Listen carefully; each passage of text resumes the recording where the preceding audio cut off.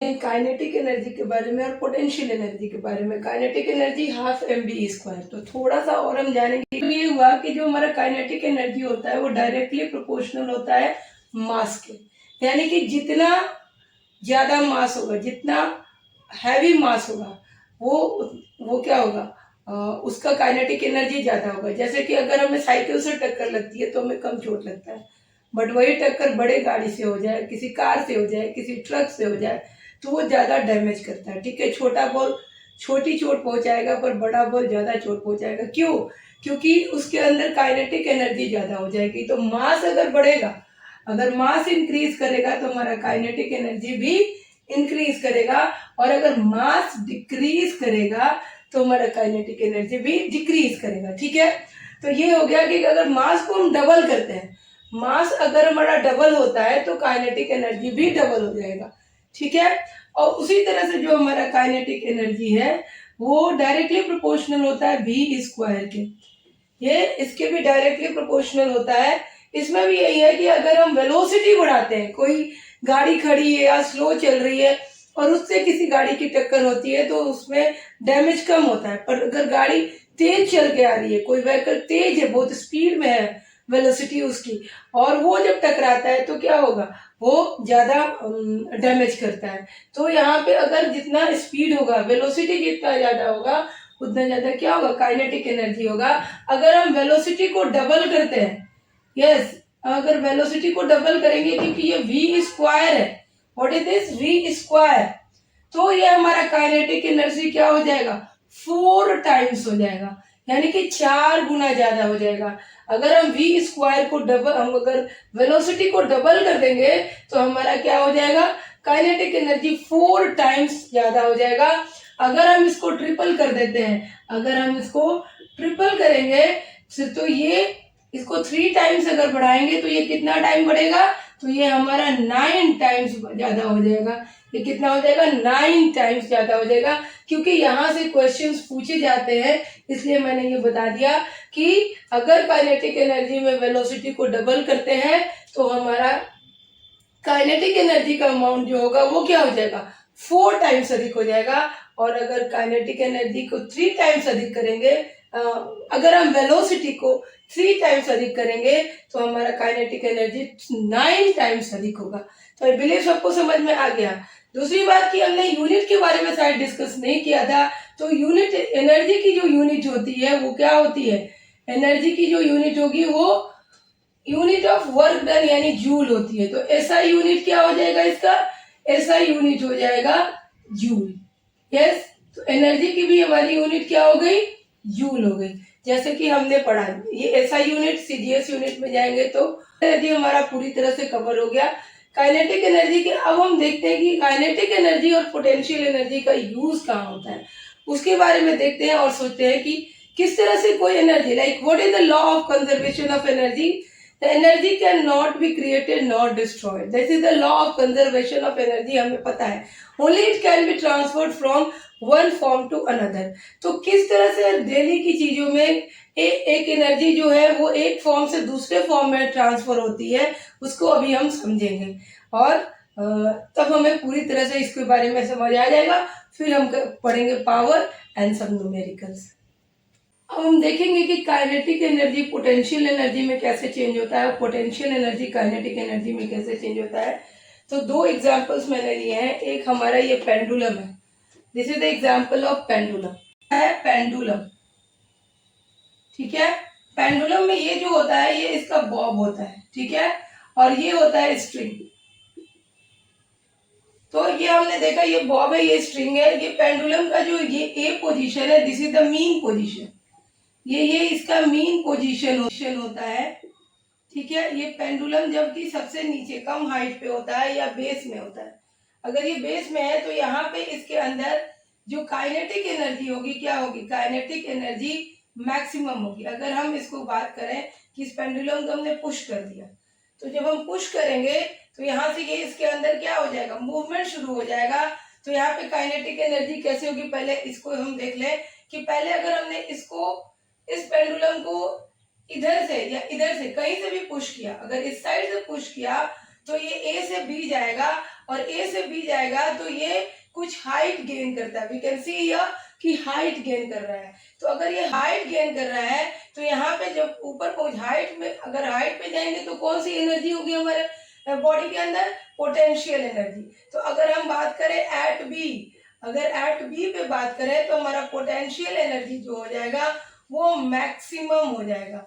क्या हो जाएगा? ये मैक्सिमम हो जाएगा पोटेंशियल एनर्जी, और हमारा काइनेटिक एनर्जी जो होगा यहाँ पे वो जीरो हो जाएगा। यहाँ पे काइनेटिक एनर्जी जीरो हो जाएगा, क्योंकि जब ये बॉब यहाँ से यहाँ गया तो यहाँ पे थोड़ी देर के लिए ये क्या करेगा? स्टेशनरी रेस्ट में आएगा, और जब ये रेस्ट में आएगा तो पोटेंशियल एनर्जी हमारा मैक्सिमम होगा और काइनेटिक एनर्जी क्या हो जाएगा? जीरो हो जाएगा। अब जैसे ही ये वापस इस साइड आएगा तो हमारा काइनेटिक एनर्जी जो होगा वो इंक्रीज करने लगेगा। काइनेटिक इंक्रीजेस, ये काइनेटिक एनर्जी क्या करेगा? इंक्रीज करने लगेगा, और पोटेंशियल एनर्जी डिक्रीज करने लगेगा। और जब ये हमारा पोजीशन एट पोजीशन बी ए आएगा, मतलब मीन पोजीशन पे, तो हमारा काइनेटिक एनर्जी मैक्सिमम हो जाएगा, और यहाँ पे पोटेंशियल एनर्जी हमारा जीरो हो जाएगा, क्योंकि यहाँ पे हाइट नहीं होगी और यहाँ पे स्पीड बहुत ज्यादा होगा। अगेन हम देखेंगे कि ये पेंडुलम इस साइड चलेगा तो अगेन इसका जो पोटेंशियल काइनेटिक एनर्जी है वो डिक्रीज करने लगेगा। यानी कि यहाँ पे काइनेटिक एनर्जी जैसे जैसे हाइट पे हम जाएंगे, जैसे ही किसी चीज को हम हाइट पे लेके जाते हैं तो उसका स्पीड या वेलोसिटी डिक्रीज करने लगता है, तो काइनेटिक एनर्जी भी क्या होने लगेगा? डिक्रीज होने लगेगा, डिक्रीजेस। और पोटेंशियल एनर्जी में क्या हो जाएगा? गेन आ जाएगा, यानी पोटेंशियल एनर्जी इंक्रीज करने लगेगा। तो हम लिख दे रहे हैं यहाँ पे इंक्रीजेस।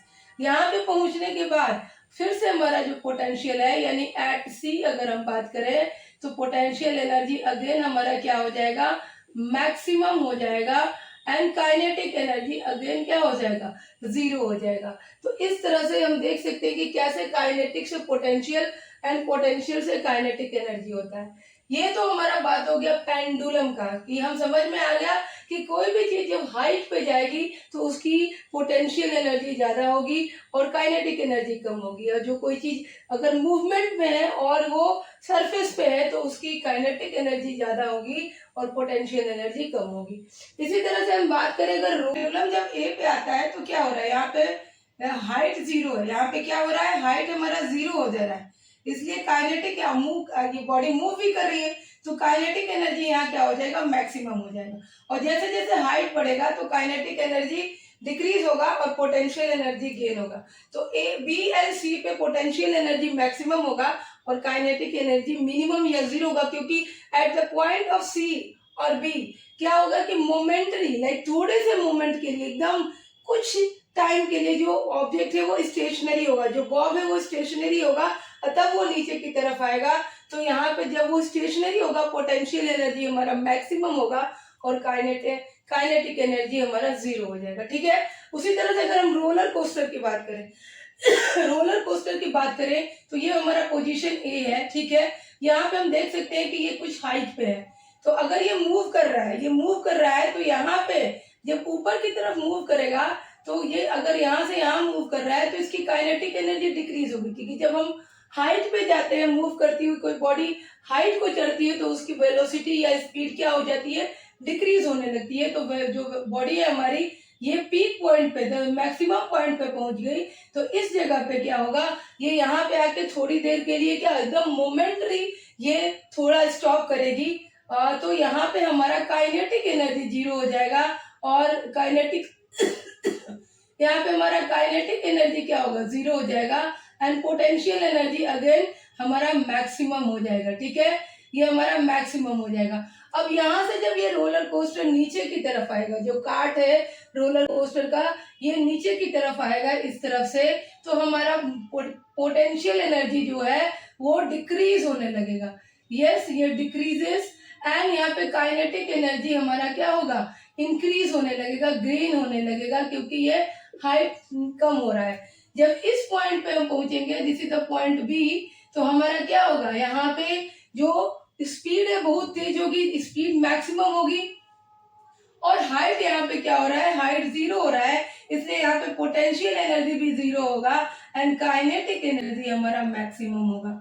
तो ये बात सबको समझ में आ गई। और उसी तरह से फिर हम हाइट पे जाएंगे तो यहाँ पे पोटेंशियल एनर्जी हमारा क्या हो जाएगा, मैक्सिमम हो जाएगा, एंड काइनेटिक एनर्जी 0 हो जाएगा। इसीलिए जब हम रोलर कोस्टर में बैठते हैं तो हमें ये महसूस होता है कि जब कार ऊपर जा रही है तो स्पीड कम हो रही है, और जब ऊपर से नीचे आता है तो वो क्या होता है, स्पीड ज्यादा होता है, और उस समय लोगों को ज्यादा डर लगता है। इसके बाद हम देखते हैं थोड़ा सा हाइड्रो इलेक्ट्रिसिटी जो जनरेट होता है उसमें कौन सी एनर्जी किस में कन्वर्ट होती है। ये हाइड्रो इलेक्ट्रिक प्लांट्स कैसे वर्क करते हैं, तो इसके लिए क्या करते हैं कि सबसे पहले रनिंग वाटर को स्टोर किया जाता है किसी रिजर्वियर में या किसी मैन मेड लेक में। रनिंग वाटर को कहाँ स्टोर करेंगे, कोई मैन मेड लेक होगा, मतलब आर्टिफिशियली लेक बनाया गया होगा, सीमेंट और कंक्रीट से लेक को बनाया गया होगा, या फिर इसको हम किसी रिजर्वियर टैंक जैसा बना के और इसको पूरी हाइट पे क्या करेंगे, ये इतनी हाइट पे क्या कर रहे हैं हम, स्टोर कर रहे हैं। ठीक है, ये यहाँ पे हमने स्टोर कर दिया। तो जो वाटर स्टोर होगा उसके अंदर क्या होगा, वाटर को हमने स्टोर कर दिया, और water is stagnant for some time. Water हमारा स्टोर हो गया, एक जगह पे इकट्ठा है और उसके अंदर कोई भी मूवमेंट नहीं है, तो उसके अंदर बताइए कौन सी एनर्जी का स्टोर होगी, तो उसके अंदर, जी हाँ, उसके अंदर होगी पोटेंशियल एनर्जी। यस, तो यहाँ पे हमारा कौन सा एनर्जी है, पोटेंशियल एनर्जी। ठीक है, और इसको हमने डैम से क्या किया, इसको डैम से कवर किया हुआ है, हाइट पे डैम बना हुआ है, और डैम के पीछे बड़ा सा लेक है या रिजर्वियर है जहाँ पे वाटर को कलेक्ट किया गया है, which is containing what, potential energy. अब इस वाटर को हम ऐसे छोड़ेंगे, तो वाटर को जब छोड़ेंगे तो ये वाटर क्या करेगा, रन करेगा। So this is the running water. तो रनिंग वाटर के अंदर कौन सी एनर्जी होगी बताइए, जी हाँ बिल्कुल सही, तो रनिंग वाटर के अंदर काइनेटिक एनर्जी होगी। तो यहाँ पे हमारा काइनेटिक एनर्जी हो गया, यानी कि पोटेंशियल एनर्जी से किस में कन्वर्ट हुआ है, काइनेटिक एनर्जी में। और दिस इज द डैम, ये क्या है, हमारा डैम है। ठीक है, तो डैम के गेट को ही खोला गया तो ये पानी क्या हुआ, नीचे बहने लगा, नीचे रन करने लगा, और it gains what, kinetic energy. जब ये नीचे की तरफ आएगा तो यहाँ पे नीचे पे क्या होगा, एक टरबाइन लगा होगा। ठीक है, ये टरबाइन जो रोटेट करेगा इस फोर्स से, किस फोर्स से, काइनेटिक एनर्जी से। तो जब ये टरबाइन रोटेट करेगा, यानी कि ये machine, turbine is a machine, तो मशीन हो गया, तो इसलिए यहाँ पे क्या हो गया, mechanical energy. Yes, mechanical energy. I believe सबको समझ में आ रहा है कि यहाँ पे जब इसने किया पोटेंशियल एनर्जी, यानी वाटर स्टोर था तो उसके अंदर पोटेंशियल एनर्जी था, वाटर को छोड़ा गया तो इसने क्या गेन किया, काइनेटिक एनर्जी। और काइनेटिक एनर्जी ने जब टरबाइन को, जब शाफ्ट को हिला, घुमाया, तो ये क्या हो गया, मैकेनिकल एनर्जी। अब ये मैकेनिकल एनर्जी जो है वो जा रहा है कहाँ पे, जनरेटर में, और जनरेटर इसको किस चीज में कन्वर्ट कर रहा है, इलेक्ट्रिक एनर्जी में, that is electric energy. Okay, ये इलेक्ट्रिक एनर्जी में कन्वर्ट हो गया, और ये इलेक्ट्रिक एनर्जी हमारा फिर कहाँ पे स्टोर हो जाएगा, पावर हाउस में। यस, ये पावर हाउस में स्टोर होगा, और इस पावर हाउस से ये सब जगह सिटी में या विलेज में डिस्ट्रीब्यूट हो जाएगा। ओके, तो यहाँ पे हम सिटीज और विलेज को बता सकते हैं, यहाँ पे जो हमारे पास जो इलेक्ट्रिसिटी आ रही है वो इसी तरह से जनरेट होके आ रही है, that is the hydro electric plant से आ रही है। हमारे देश में बहुत सारे ऐसे हाइड्रो इलेक्ट्रिक प्लांट्स हैं, तो यही मेथड यूज होता है। इसमें पोटेंशियल एनर्जी से काइनेटिक एनर्जी, फिर mechanical energy and then electrical energy. तो we can write here potential energy से क्या हो गया, that kinetic energy, and kinetic energy से then mechanical energy, and mechanical energy to electric energy, electric energy. I believe सबको समझ में एकदम अच्छे से आ गया होगा। ये हमारा हो गया हाइड्रो इलेक्ट्रिक प्लांट। इसी तरह से घर में बहुत सारे अप्लायंसेज हैं जिसको हम यूज करते हैं, वो कौन कौन से, लाइक हमारे घर में इन्वर्टर है, तो इन्वर्टर में क्या होता है, लाइक बैटरीज होते हैं, तो बैटरी पहले हम इलेक्ट्रिक एनर्जी लेते हैं, और वो इलेक्ट्रिक एनर्जी इन्वर्टर के अंदर यानी बैटरी के अंदर उसको हम लोग क्या करते हैं, चार्ज करते हैं, तो उसके अंदर क्या होता है, केमिकल रिएक्शन होता है, यानी कि इलेक्ट्रिक एनर्जी से केमिकल एनर्जी हुआ, और केमिकल एनर्जी से अगेन जब लाइट नहीं होती है तो हमें क्या देता है, इलेक्ट्रिक एनर्जी देता है, और उससे हमारा पंखा चलता है यानी मैकेनिकल एनर्जी हो गया, उससे हमारी लाइट जलती है यानी कि लाइट एनर्जी हो गया। उसी तरह से हमारा जो आयरन होता है, प्रेस, जिससे हम कपड़े प्रेस करते हैं, उसमें क्या होता है कि उसमें कॉइल्स होते हैं। तो पहले हम उसको इलेक्ट्रिक एनर्जी देते हैं, जिसकी वजह से कॉइल्स हमारे जो है वो क्या होते हैं, हीट होते हैं। तो उसमें इलेक्ट्रिक एनर्जी से कौन सी एनर्जी में कन्वर्ट हो गया, वो हीट एनर्जी में कन्वर्ट हो गया। ओके, तो इस तरह से हमारा सारा जो भी डेली लाइफ में यूज होने वाले चीजें हैं और जो भी फंक्शन करते हैं मशीन्स, उनमें बहुत सारे एनर्जी का क्या हो रहा है, ट्रांसफॉर्मेशन हो रहा है, एक फॉर्म से दूसरे फॉर्म में ट्रांसफॉर्म हो रहा है। ओके, तो अब हम समझ चुके हैं कि किस तरह से एनर्जी ट्रांसफॉर्म होता है।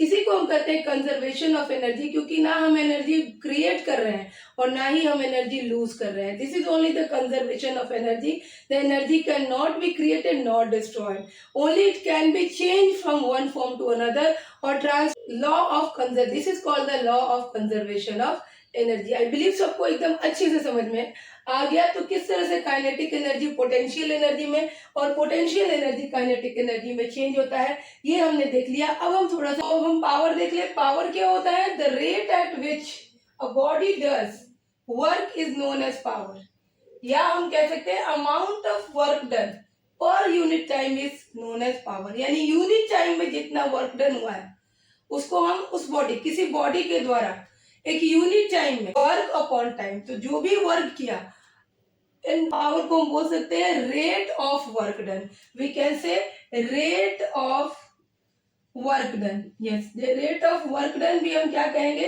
That will be known as power. यानी कि पर यूनिट टाइम में जो वर्क डन होगा, per unit time, that will be known as power. यानी कि किसी बॉडी के द्वारा 1 सेकेंड में कितना काम हुआ या 1 मिनट में कितना काम हुआ, that will be known as power. जो गिवन टाइम है उसमें कितना काम हुआ वो पावर होगा। तो पावर का अगर हम एसआई यूनिट देखें तो power is equal to W upon T है, एंड डब्ल्यू यानी वर्क डन, इसका यूनिट होता है जूल। यस, तो जूल अपॉन सेकेंड, यानी हम बोल सकते हैं joule per second. Joule per second इसका यूनिट हो गया, ठीक है।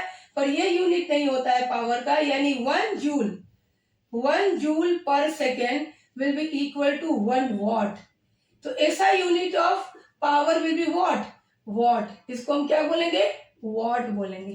तो अगर किसी बॉडी का पावर बताना है तो हमारे यहाँ हम देखते हैं कि क्या पावर है, यानी उस बॉल की क्या क्षमता है, कितना वो एनर्जी, कितना काम कर सकता है, कितना लाइट दे सकता है। उसी तरह से मशीन्स के बारे में भी हम जानते हैं। तो इस पावर का हम अगर बड़ा रूप भी देखें, इसका अगर बड़ा यूनिट भी देखें, तो this is the SI unit what. तो ये किलो वॉट में भी हो सकता है, किलो वॉट।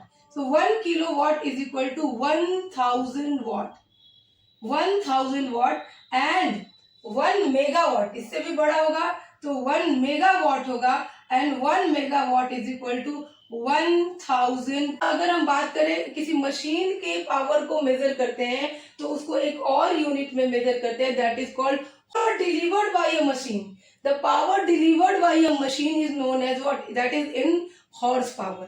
अगर किसी मशीन के पावर की बात होती है तो वॉट नहीं, उसको हम लाइक जनरेटर का power, that will B not set in the कितने वॉट का जनरेटर है, हम बोलेंगे कितने हॉर्स पावर का जनरेटर है।